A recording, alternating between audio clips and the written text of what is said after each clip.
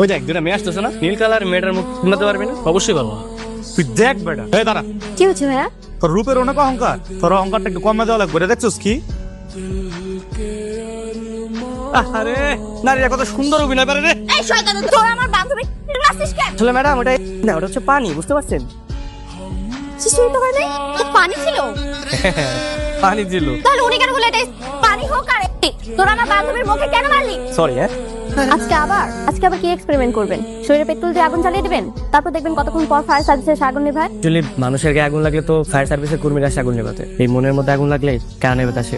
জানি না, যার মনে আগুন লেগেছে তাকে গিয়ে জিজ্ঞেস করুন, সে কিভাবে নেভায়। আগুন তো আমার মনে লেগেছে, ফুলটা নিয়ে সমাধানটা আপনি করবেন। নেন। কি বলতে চাচ্ছেন আপনি? সত্যি বলতে ছোটবেলা থেকে না আমার ধৈর্যের সীমা খুবই সীমিত, কিন্তু গতকালকে আপনাকে দেখার পর না হঠাৎ করে বুকের মধ্যে কেমন দুপুক দুপুক আওয়াজ শুনলাম, তখনই বুঝতে পারলাম আসলে মন কি চায়। মনকে বোঝান।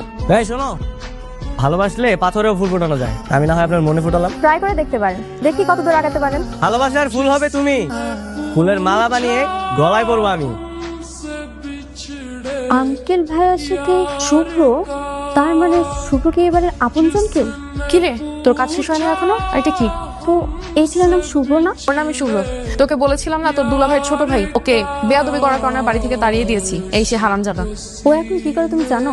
আমি কি করে বলবো কই গেছে কি করে? তো খোঁজ খবর নাই। কি করছেন আপনি এটা? আপনি আমার এত সুন্দর ফুলদানিটা ভেঙে ফেলছেন। অপদার্থ অকর্মা একটা, নিজে অন্ধ বাবা অত্যাচারী ভাবির কাছে রেখে আসতে লজ্জা করে না? এভাবে যে ঘুরে বেড়াচ্ছ। কিন্তু তুমি একদম চুপ। আজ থেকে যেন এসব আড্ডাবাজি না দিতে দেখি। আজকে থেকে কাজ করবা। তোমার অসুস্থ বাবা কি খাচ্ছে না খাচ্ছে খোঁজ খবর নাও তুমি। তোমার কি লজ্জা হয় না? যদি আমাকে সত্যি সত্যি ভালোবেসে থাকো, আজকে থেকে কাজ করবা। কিছু তো একটা করো। ও বৌমা, একটা পাতলা কাঁথা থাকলে নিয়ে আইসো। তোমার সমস্যা কি? হ্যাঁ, সারাদিন শুধু বৌমা বৌমা বৌমা, আর কোনো কথা আপনি জানেন না? আরে কি অবস্থা আপনার ঘরের? এই অবস্থা কেন? আপনি কিন্তু পরিষ্কার করতে পারেন না? চোখে দেখতে পাই না তো, তাই ঠিক মতো গোছগাছ করতে পারি নাই। আমার হয়েছে যত জ্বালা। আমার মাঝে মাঝে কি মনে হয় জানেন? আপনাকে লাথি মেরে না ঘর থেকে বের করে বৃদ্ধাশ্রমে পাঠিয়ে দিই, নয়তো আপনাকে না বালিশ চাপা দিয়ে মেরে ফেলি। আপনি কি বলছো তুমি এসব? তোমার মাথা খারাপ হয়ে গেছে? তুমি যাও, আমি ঠিক করে দিচ্ছি। আমি কি আমার বাবারে নিয়ে যাবো? না, নিয়ে যাই খাওয়া কি? আমার নিজের তো থাকার জায়গা নেই। ভাইয়া, এই আইসাটা বক্সটা দেখান তো। তুমি এখানে কি করো? আর এটা কার দোকান?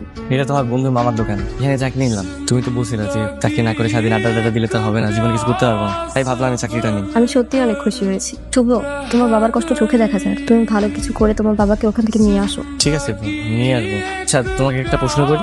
করো। তোমাকে আমাদের বাসায় দেখলাম, তুমি কি ভাবির কিছু হও? আমি তোমার ভাবির ছোট বোন।